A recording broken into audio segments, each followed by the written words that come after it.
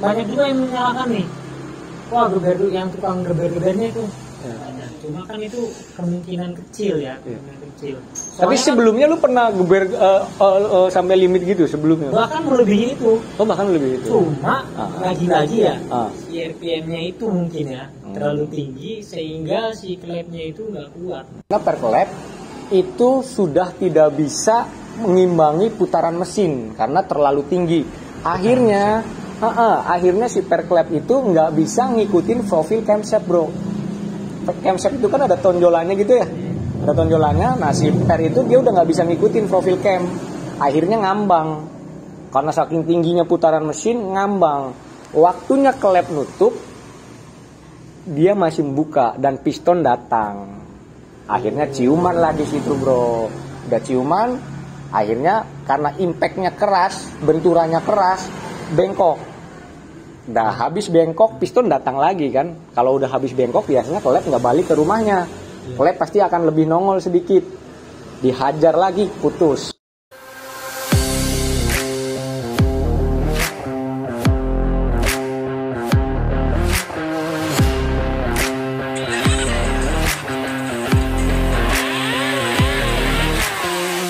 Oke, halo guys, balik lagi di sini saya di channel Paro Punauli. Bagaimana kabar kalian semua? Semoga kalian baik-baik aja guys ya. Dan semoga juga kita bakal baik-baik aja nih. Soalnya ini lagi istilah istilah trennya sekarang rungkat guys. Si Pana lagi rungkat. Kalau kita sih rungkat gara-gara si Pananya, karena harus mengeluarkan budget yang banyak. Gak sedikit, gak jutaan, pasti lebih dari puluhan juta guys ya. Jadi karena banyaknya persepsi atau anggapan-anggapan teman-teman semua yang nonton video kita, wah ini gara-garanya digeber abis nih, ini gara-garanya remap nih, ini gara-garanya Kawasaki-nya nih kurang ini dan segala macam lah ya.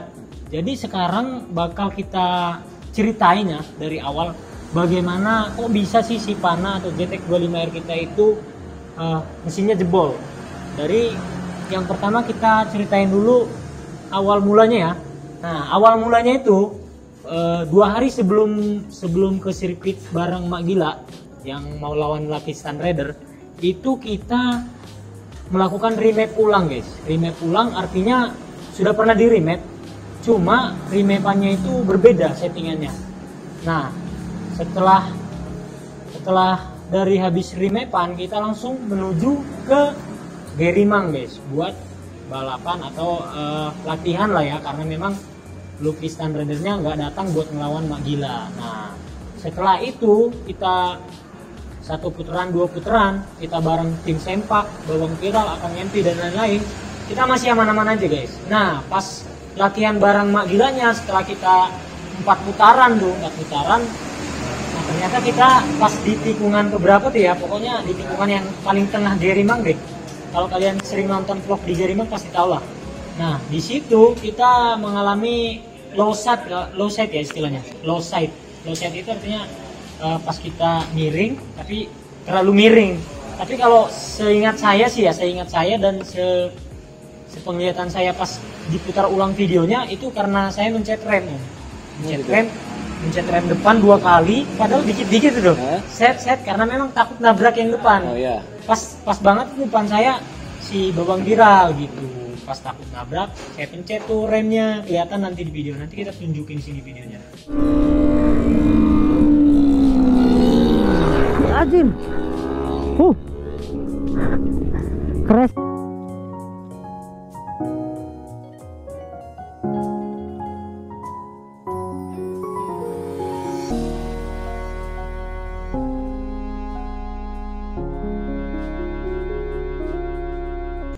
Langsung jatuh low side. Nah, habis dari situ otomatis kan jatuh tuh rebahan si motor. Nah, pas kita angkat, kita hidupin, awalnya nggak bisa kita hidupin, nggak bisa. Nah, kata temen yang di samping tuh yang nolongin, dimatiin dulu si mesinnya, dimatiin dulu stop kontaknya, terus habis itu dihidupin lagi, selang beberapa detik dihidupin lagi, terus itu bisa hidup lagi.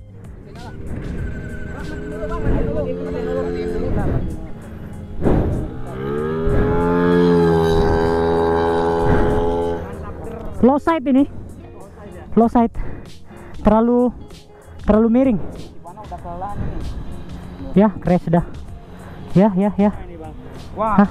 Bang, sampai ke Habis.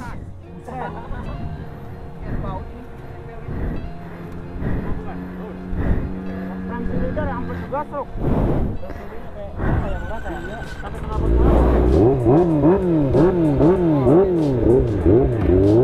Oke guys.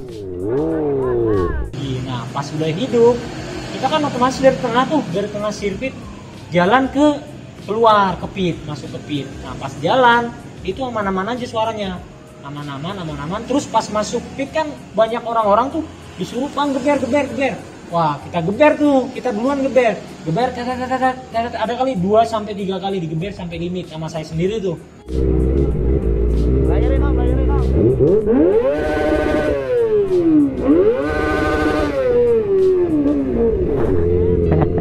Ayo.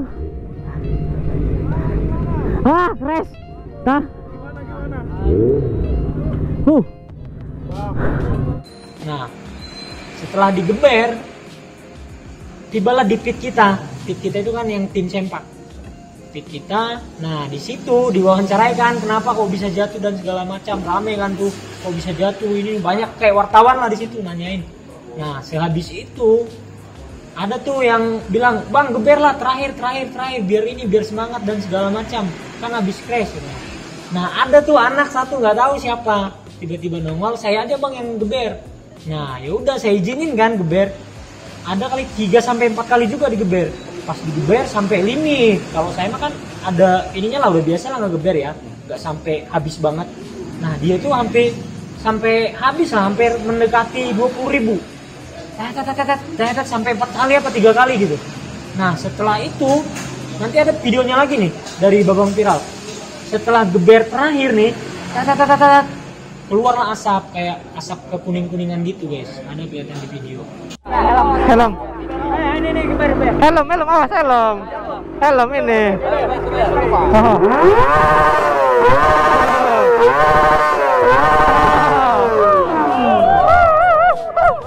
Keluar api.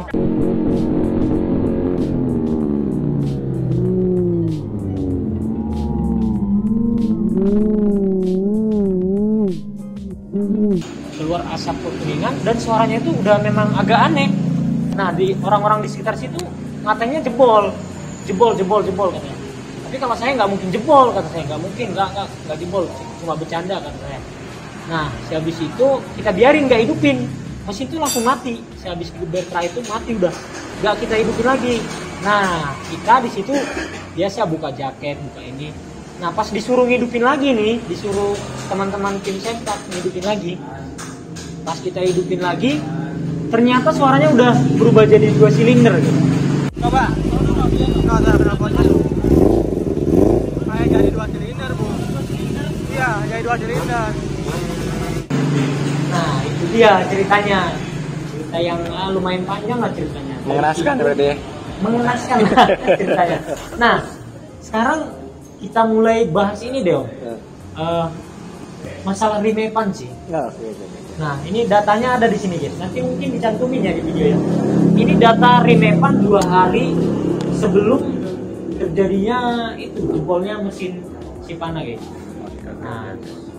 Nah ini Om. Siap. Oke. Mantap. Coba dianalisa dulu. Sebenarnya gini, mungkin kalau untuk bener-bener yang pastinya juga kita nggak bisa baca ya. Gue sendiri nggak bisa baca karena memang ini kan datanya data dari hasil dyno, seberapa kuat powernya, terus dari hasil AFR meter dan segala macam. Karena kalau untuk data remap yang benernya sendiri kan adanya kan di yang remapnya kan ya. Tapi kalau dari si lihat grafik bacaannya dynonya sendiri, saya lihat memang ini kan RPM-nya tinggi banget ya. Memang sudah di open ya. 19.000 berarti naik dari standarnya itu naik 1000 ya? 1000 RPM. Oke. 1000 RPM. Nah, kalau dilihat dari hasil dyno testnya, ini ada beberapa grafiknya juga dia nunjukin naik, terus dia turun lagi dulu, baru dia nanti naik lagi gitu loh. Kalau dari sejarah power, mungkin ini bisa dikatakan ini power bawahnya agak lebih cenderung smooth ya. nggak begitu full power bawahnya. Soalnya drop dulu dia. Ya, drop dulu, baru nanti di tengah sampai ke atasnya dia baru puncaknya naik tinggi. Nah, kalau untuk ini dari torsinya sendiri dia cenderung bawahnya itu lebih slow banget gitu loh torsinya. Tapi nanti dia naik lagi di RPM kurang lebih itu ini di 13.000 ya kalau nggak salah deh. Ini ya di 13.000 RPM torsi maksimalnya. Nah ini karena mungkin ya kalau dari secara garis besar gua ngelihatnya, gua juga disclaimer juga di sini nih bro, kan banyak ya asumsinya. Iya, banyak gara-gara remap, gara-gara sampai limit dan banyak dan segala macem. Fokus intinya sebenarnya gini bro. Jadi kenapa ini namanya siapa? Sivana ya? Sivana. Nah Sivana ini bisa sampai ciuman klep sama pistonnya. Yang pertama itu udah jelas dia floating.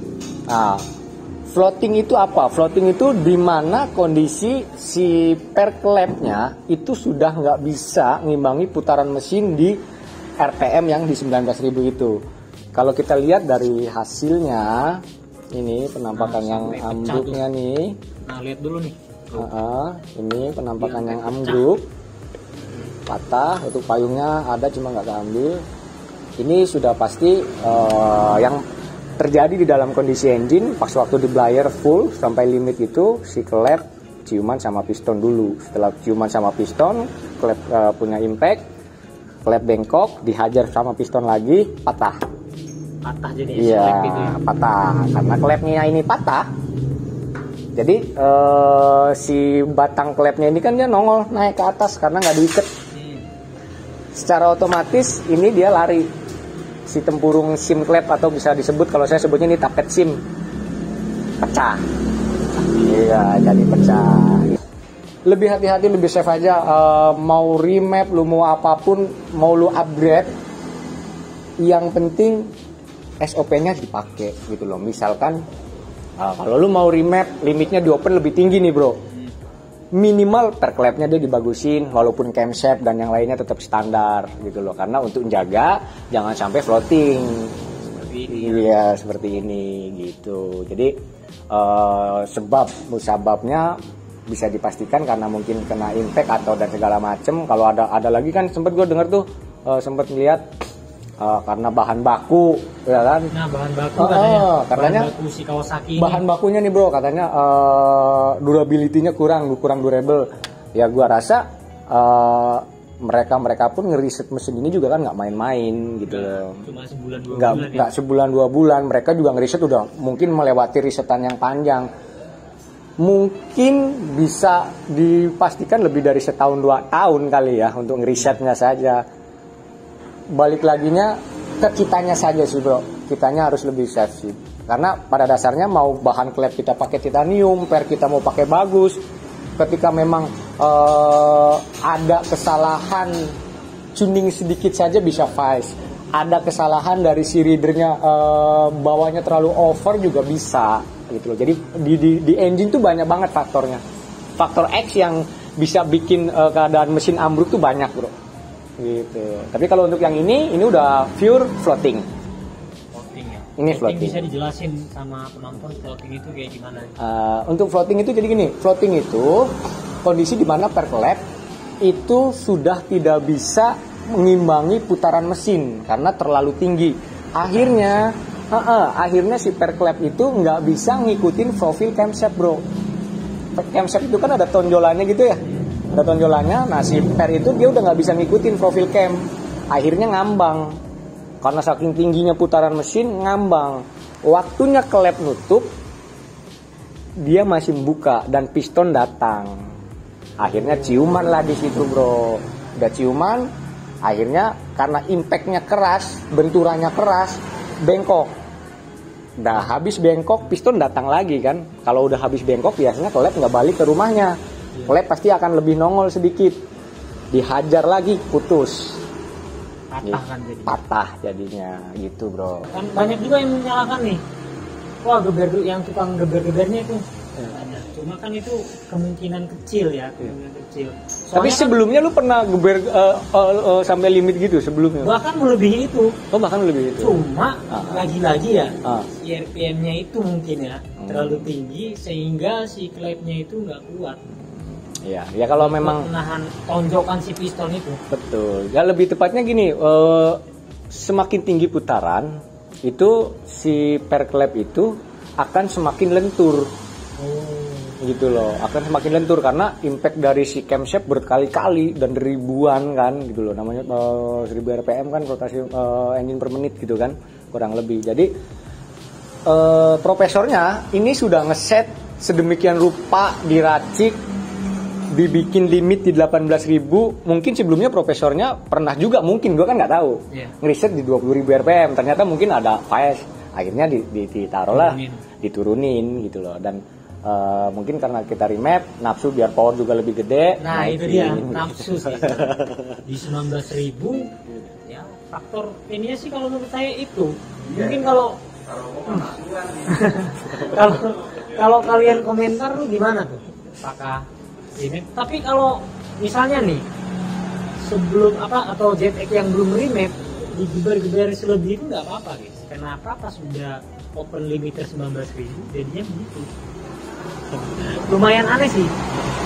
Ini kayaknya menjadi misteri sih. Tapi paling mendekati itulah. Karena memang putaran mesin itu seperti saya bilang, putaran mesin terlalu tinggi. Sementara si perklep itu nggak kuat dia mengimbangi putaran mesin. Nggak kuat dia, harusnya dilebarin lagi atau di-upgrade lagi perklepnya dan segala macam.